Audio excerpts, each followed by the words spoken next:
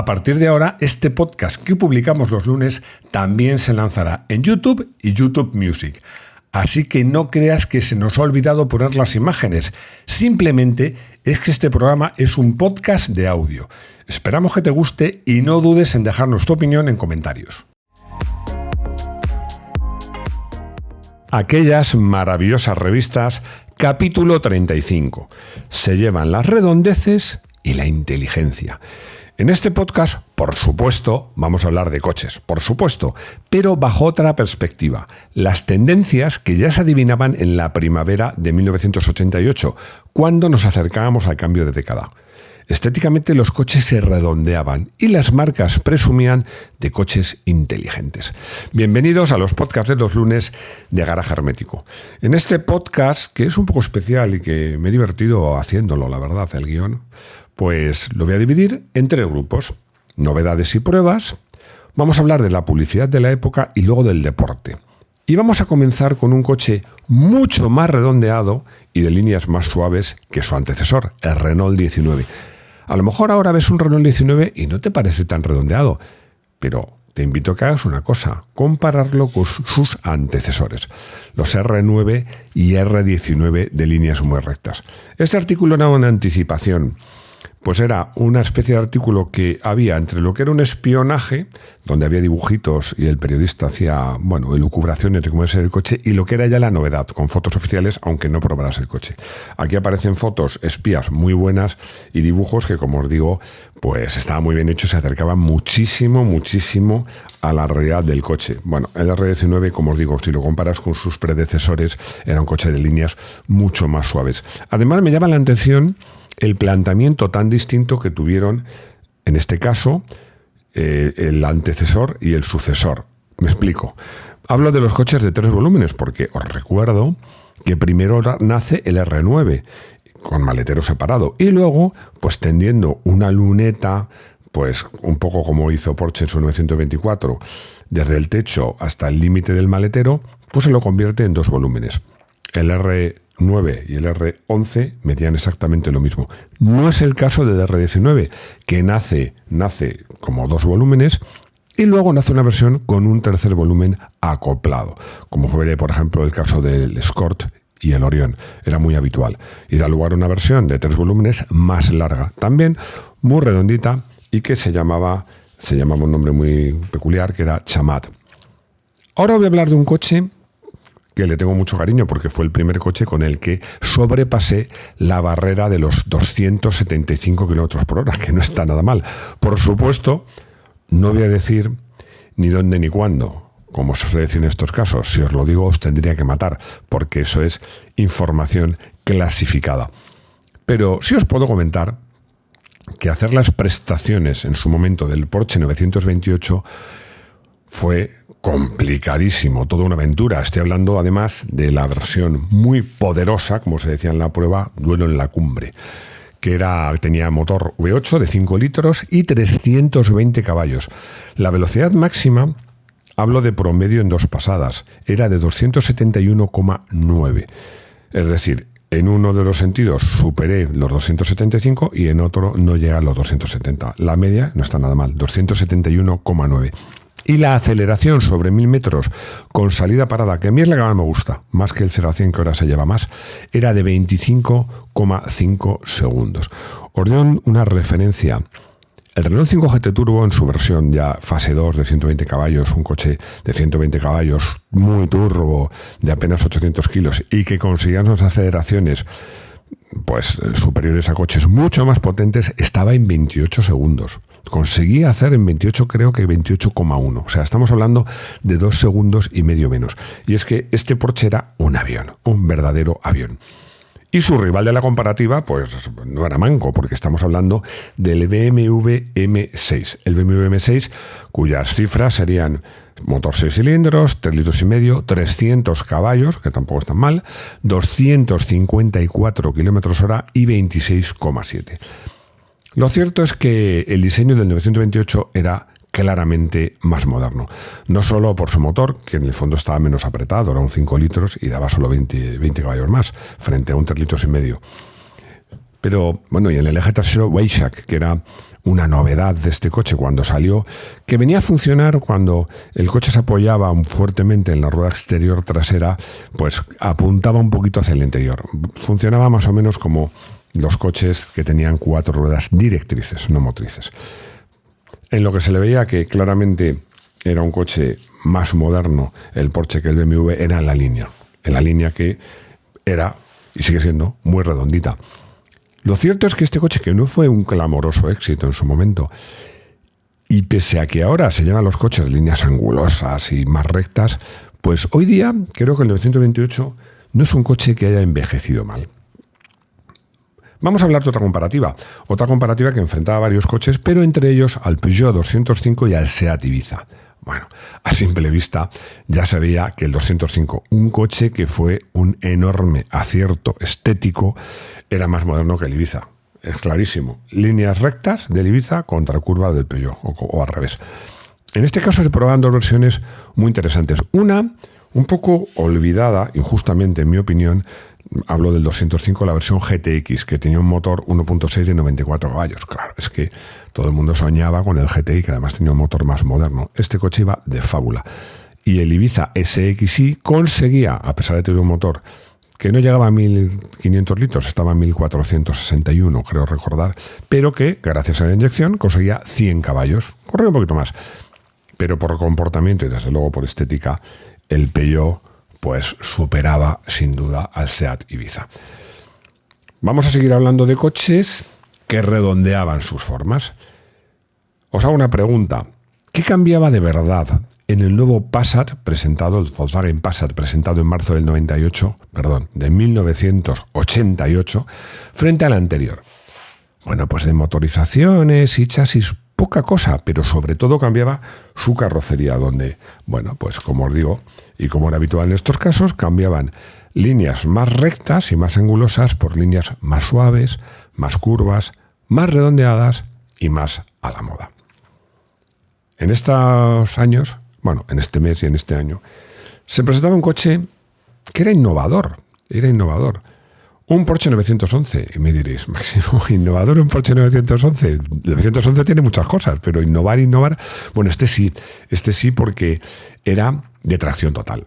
A mí, confieso que fui a la presentación y a mí eso de que un coche con el motor ahí detrás descolgado tuviera tracción total se me hacía raro. Bueno, no se me hacía, se me sigue haciendo. De hecho, si tuviera la fortuna de que me tocara una primitiva y me comprara un Porsche 911...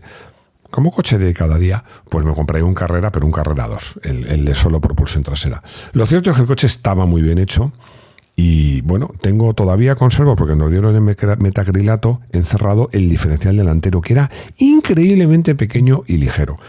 La verdad, lo que querían convencernos los ingenieros de Porsche, la gente de comunicación de Porsche, es que este sistema de tracción total, de alguna manera, pues evitaba los inconvenientes habituales de un coche con motor trasero. Bueno, yo creo que en cierta medida lo disimulaba, pero desde luego no los eliminaba, porque el motor ahí detrás, cuando habías entrado en curva, tendía a sacar el coche hacia afuera.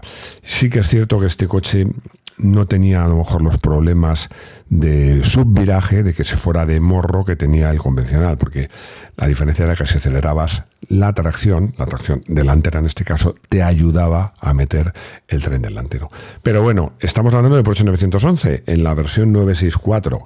Desde luego, para mí no es la más agraciada, pero un verdadero ejemplo de coche con líneas redondas. En este caso, no podemos decir que fuera una novedad, porque es que el Porsche 911 siempre ha tenido líneas muy redonditas. Pero en esas fechas se presentaron 2 coches que sí que se sumaban a la moda de las líneas redondeadas. Uno era el Opel Vectra. El Opel Vectra, que había nacido para ocupar un hueco, el hueco muy grande que existía entre los Kadett. Todos tenemos en memoria el Kadett GSI, 16 válvulas, pero os recuerdo que había Kadett 3 volúmenes, pues competidor. Yo os diría que más del Renault 19 Chamat que del Renault 9, porque, como os digo, el Renault 9 era un coche de 4 metros, a pesar de tener 3 volúmenes. Pero volviendo a Opel, había un salto enorme entre los Kadett y los Omega. Y ahí justo quería estar el Opel Vectra. ¿Qué tenía de particular? Bueno, tenía de particular un chasis de tracción delantera que iba mucho mejor, más progresivo y era más refinado que el del Kadett. Y luego, pues, como podéis suponer, las líneas redondeadas. Era un coche, sobre todo en el morro, en el frontal, pues con líneas muy redonditas. Fue un coche de gran éxito, pero tuvo un gran éxito incluso en el terreno deportivo.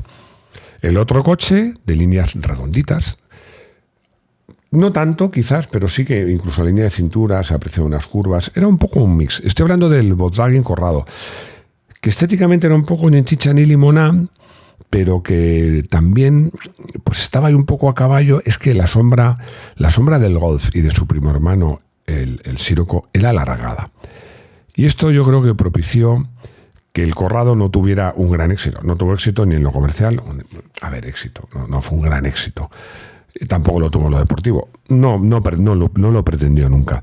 Como os digo, yo creo que las causas, por un lado, ya lo decía, es que mucha gente prefería comprarse directamente un Golf o un Scirocco, que era el derivado deportivo del Golf. Aunque este coche va de fábula, ¿eh? Yo lo probé, el coche va de lujo. Y yo creo que le perjudicó especialmente el hecho de que la versión tope de gama de este modelo pues contaba con el innovador compresor tipo G. Innovador, sí, pero que era un desastre. Era un compresor, es decir, no era un turbo, con lo cual el coche tenía elasticidad, entraba, o sea, no había tiempo de respuesta, pero en vez de ser un compresor de paletas o tipo Ruth habituales, era una especie de G que se movía dentro de otra, una cosa muy particular, pero dio muchos problemas. Cuando iba bien, iba muy bien, pero es que no iba bien casi nunca. Ya llegamos al bloque comercial. De los anuncios de la época. Yo creo que, fijaos, incluso más, dan más idea de cómo eran las cosas o los anuncios que las pruebas, porque los periodistas probábamos los coches, contábamos cómo iban, cómo son, no si estaban bien hechos o mal hechos, pero contábamos cómo eran. Yo creo que los anuncios cuentan cómo las marcas pretenden que los usuarios vean sus coches. Y bueno, pues en este caso, como os decía, las marcas pretendían vender sus coches apelando a la inteligencia. No sé si a la inteligencia de los propios coches, a la inteligencia de los ingenieros o a la inteligencia de los usuarios que los compraban. Yo creo que el caso paradigmático, lo tengo aquí delante, es una publicidad del 405, cuyo eslogan o claim, o como lo queráis llamar, decía literalmente expresión de talento. Una cosa muy habitual de estas publicidades respecto a las que hay hoy en día, la verdad es que hoy en día publicidades en revistas hay pocas porque hay pocas revistas, es la cantidad de texto que tenían explicando, explicando por qué era una opción tan talentosa, una expresión de talento, contando todos los detalles, como era el caso de la publicidad que viene ahora, que es la de Citroën, porque Citroën con su AX iba por un camino muy similar, sobre todo en el caso del GT, y lo definía para mí con un brillante juego de palabras. Habría que decir un brillante juego de palabras, porque es solo una. Nuevo AX GT, genial. ¿Por qué digo juego de palabras? Porque esta expresión define algo inteligente. Es un genio, es que es una idea genial, pero por otro lado algo destacable. Es que es espectacular, es muy bueno, es genial. Bueno, como os digo, fotito, una comparación con la competencia, que esto me gusta, hoy día ya no se hace, y luego mucho texto contando pues muchas cosas del coche, como os digo, para convenceros o para convencer a los hipotéticos compradores porque era genial. Pero en esta pelea por ser el más listo de la clase, quien iba más lejos de todos, la marca que iba más lejos era Pirelli. Pirelli, porque decía en su anuncio, exactamente lo leo literal, ningún otro neumático te llevará tan cerca de la perfección. Y no conformes con eso remataba, emoción por la tecnología. Esto ahora nos puede llamar la atención, a mí me llama la atención, porque claro, estamos hablando de unos tiempos en los que los usuarios compraban los neumáticos preocupados, no voy a decir solamente, pero desde luego mucho por el rendimiento de estos neumáticos, no solo por su precio. En fin, cosa que ahora no sucede porque ahora el precio suele ser lo más importante, la verdad, para que nos vamos a engañar. Vamos con esa inteligencia aplicada a la tecnología, porque también Citroën utilizaba como argumento de ventas pues las virtudes tecnológicas. De hecho, el eslogan era la fuerza de la tecnología. A mí confieso que es un eslogan que me gusta porque creo que es especialmente bueno para una marca como Citroën y para un coche como el BX, que bueno, este en cambio no era redondito porque ya era de una generación anterior, pero tenía la excelente suspensión hidroneumática, que hoy día sigue siendo muy buena, pero en esos tiempos, comparado con lo que había, pues era una maravilla. Seguimos con publicidades. Audi era agresiva con una publicidad que decía sencillamente que su nuevo Audi 80 era incomparable. Decía, compárelo, ¿pero con qué? Claro. Y a continuación, en un texto, estos textos tan largos que ahora no se llevan, pues desgranaba por qué todos los datos, características y virtudes técnicas del Audi, porque era un coche que no se podía comparar con ningún otro. La verdad es que me gusta porque es que estos anuncios, estas publicidades no eran como ahora, que iban, no sé, ahora da la sensación que quieren tocarte una fibra sensible o, no sé, llegarte no lo entiendo muy bien cuando sale un tío, una pareja guapísima por un campo estupendo y te dicen que el coche es camino de libertad. Bueno, antes eran mucho más concretos y decían, no, este coche es mejor, pero luego es por esto, por esto, por esto y por esto. Eso me gustaba. Vamos a pasar ya al bloque de deporte, pero no abandonamos la inteligencia. ¿Por qué digo esto? A ver, SEAT quería correr en rallies, quería seguir corriendo, porque SEAT es una marca que, aunque esté desgraciadamente a punto de desaparecer como marca fabricante de coches más o menos que merezcan la pena, no sé si quieren hacer patinetes o scooters, no sé qué, ya verán ellos. Pero bueno, siempre ha tenido una enorme vocación deportiva. ¿Qué se llevaba en esta época? Bueno, pues en esta época los coches de rally, sobre todo de rallies para tierra, había un exitoso campeonato de España de rally sobre tierra donde corrían cochazos, Ford RS200, Lancia Delta, S4, era una pasada. También corrían 100.000 pistas, Audi 4, una pasada. Bueno, pues se llevaban coches que tenían que tener no menos de 300 caballos y tracción total. SEAT no tenía ni un coche de tracción total y no tenía un coche de 300 caballos. Y usó la inteligencia. ¿Y si ponemos a un Ibiza que tiene tracción delantera y podemos llevar en motor unos 180 caballos, otro motor exactamente igual, con la misma tracción, pero detrás? Y así tenemos tracción delantera, propulsión trasera y dos motores de 180 caballos que juntos suman 360 caballos, por dicho y hecho. Y así nació el SEAT Ibiza Mi Motor. Yo creo que este coche merece la pena hacer un vídeo solo de él. Pero bueno, a lo que iba. Es verdad que en este rally hay muchos más abandonos, vamos a ser justos, pero lo cierto es que, bueno, pues José María, iba a decir Serviá, pero claro, sabéis que hay dos Serviá, Salvador Serviá, que hizo séptimo en Montecarlo con otro SEAT, y José María Serviá, que tampoco iba nada mal, que a los mandos de este coche, del Ibiza Mi Motor, venció en el rally de tierra RACE. Entonces el RACE, aunque era Real Automóvil Club de España, también organizaba muchas pruebas en todo el territorio nacional, y este lo organizó en Lloret de Mar, el RACE. El nombre del coche, del rally, no del coche, era RACE Lloret de Mar. Bueno, en definitiva, un coche inteligente. Y marzo-abril del 88, pues la Fórmula 1 estaba a punto de comenzar, y además con pilotos españoles. Me hace mucha gracia porque había un artículo amplísimo donde se presentaba a todos los equipos. Todos los equipos, unos pocos, ¿eh? Ahora hay 20 coches en la parrilla, 10 equipos. A 2 por coche por fuerza, no pueden ser 1 ni 3, 2. Bueno, pues aquí había unos pocos más. 32 candidatos a conseguir una plaza para salir a la carrera. Bueno, os voy a hablar de las marcas porque muchas continúan y otras, desgraciadamente, no.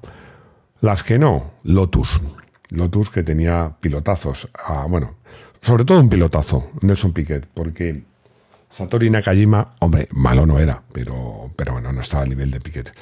Tyrrell, o Tyrrell, como queréis llamarle, marca desaparecida, con Jonathan Palmer y Julian Bailey. Williams, esta continúa, aunque ya no aspira a tanto como aspiraba en el 88, donde tenía, esto sí, 2 pilotazos, mi querido Nigel Mansell y no menos querido Ricardo Patrese. Zack Speed, un preparador que había ido subiendo de categoría, haciendo las cosas cada vez mejor, y llegó a la Fórmula 1 con Piercarlo Ghinzani y Bert Schrader. Sigo. McLaren, esto sigue. Bueno, y es que vaya equipo, ya se sabía a la que se avecinaba. Alain Prost y Ayrton Senna, nada menos. AGS, una marca modesta que tenía a Philippe Streiff como piloto. March, una de mis marcas favoritas de Fórmula 1, porque cuando la Fórmula 1 se podía correr siendo un privado, pues muchos de estos privados utilizaban March. Y en este caso no eran privados, era una marca oficialmente que tenía a dos pilotos muy solventes, como era Mauricio Gugelmin y Iván Capelli. Arrows, una de mis escuderías favoritas de Fórmula 1, con Derek Warwick y Eddie Cheever. En concreto, para mí Cheever era un piloto que me gustaba mucho. Arrows hizo coches muy, muy, muy interesantes. Sigo, Benetton. Bueno, estos siguen. La verdad, bueno, siguen con otro nombre, si queréis verlo así. Que tenía a Alessandro Nannini y a Thierry Boutsen. Una marca que me gustaba mucho porque Osella eran especialistas en hacer monoplazas de categorías inferiores, biplazas para carreras de montaña, como se hacen en carretera, por eso me he liado. Categorías inferiores, 2 litros, y también hizo un Fórmula 1 que llevaba a un piloto italiano, Nicola Larini. Bueno, Rial con Andrea De Cesaris. El coche pasó desapercibido, Andrea De Cesaris nunca pasaba desapercibido. ¿Cómo no? Minardi. ¿Por qué digo cómo no? Porque una escudería modesta, pero con un piloto solvente como Adrián Campos y un pilotazo como Luis Pérez Sala, que le estoy viendo aquí en la foto, parece un niño. Ligier, un equipo que tuvo épocas... Sigo, porque son 32. Épocas doradas y que, bueno, aquí alineaba a un piloto por el que tengo debilidad, que es René Arnoux, y a Stefan Johansson. Seguimos, Ferrari. Estos siguen. Y además, el otro día lo hablaba a raíz de una colección que ha hecho Planeta, que además nos apoyó en uno de los vídeos, acerca de todos los Ferrari, no todos, pero lo más importante de Fórmula 1. Ferrari ha estado siempre en la Fórmula 1. Y que no deje de estar. Porque yo soy de los que opino que, por mucho que haya algunos que digan que no, que la Fórmula 1 sin Ferrari no sería lo mismo. Sería otra cosa. No sé si mejor, yo creo que peor, pero de luego no sería la Fórmula 1. Tenía 2 pilotazos, Michele Alboreto, que mereció tener mejores resultados, y Gerhard Berger, que también era un pilotazo muy, muy, muy solvente. Lola, una marca muy, muy solvente, que hacía coches de competición, sobre todo en Estados Unidos, se hizo coches biplaza. Bueno, era una marca, yo le tenía mucha simpatía, aparte que de jovencito, ese nombre de Lola, tan folclórico en España, pues me hacía mucha gracia. Y tenía a Yannick Dalmas y Philippe Alliot. Colony, bueno, ya sabéis que Colony era una marca muy modesta, pero que tenía ideas bastante curiosas, por decirlo de alguna manera. El coche era bastante bonito y lo llevaba un piloto también bastante solvente, Gabriele Tarquini. Eurobrum, bueno, esto es un experimento con Oscar Larrauri, piloto, como podéis imaginar, argentino, y Stefano Modena, que pasó con más pena que gloria, como es el caso de BMS Dallara, que alineaba como piloto a un único piloto, Alex Caffi. Bueno, como veis, había muchos coches, mucho talento, hablando de talento, y fue un campeonato muy interesante que en podcast siguientes, pues por supuesto, vamos a contar. Y vamos a acabar porque esta historia no la voy a contar en este podcast, la voy a contar en el siguiente, pero os quiero dar un adelanto. Estaba a punto de comenzar, para mí, uno de los rallies más atractivos que he asistido nunca, uno de los rallies más apasionantes de la historia, que es una pena para mí que ya no esté en el calendario. Y por mucho que digan que el París-Dakar es algo parecido al Rally Safari, no es lo mismo. Bueno, es que para empezar tengo aquí una foto a doble página de apertura donde se ve una cebra en la sabana pastando mientras pasa a su lado un Lancia Delta, un Integrale. Bueno, esto es una imagen que no se ha vuelto a repetir. Era un rally muy especial porque era único, se hacía por sitios únicos y además, pues sí, lo más parecido que haya visto ahora sin duda es el Dakar, pero es que no tiene nada que ver porque es verdad que en el Dakar cada vez es menos aventura y más velocidad, pero es que en estos rallies era tanta aventura o más que en el Dakar, porque no había los medios técnicos que hay hoy día, y desde luego más velocidad porque había que correr de verdad. Bueno, eso, como os digo, lo contaré en el próximo podcast. Y hemos llegado al final. Muchísimas gracias por seguirnos, muchísimas gracias por escucharnos, por estar ahí, por darme ideas. Además, estoy dándole vueltas a hacer unos nuevos podcasts. No os preocupéis, aquellas maravillosas revistas, mientras vosotros sigáis escuchándolo, estarán ahí. Anda, que hasta llegar a este año no nos quedan revistas. Aunque yo creo que las revistas maravillosas se acaban en el 2000, más o menos. Bueno, ya iremos viendo. Nos queda tiempo. Como os decía, gracias por estar ahí y bueno, espero que me escuchéis de nuevo en los podcasts de los lunes de Garaje Hermético. Hasta pronto.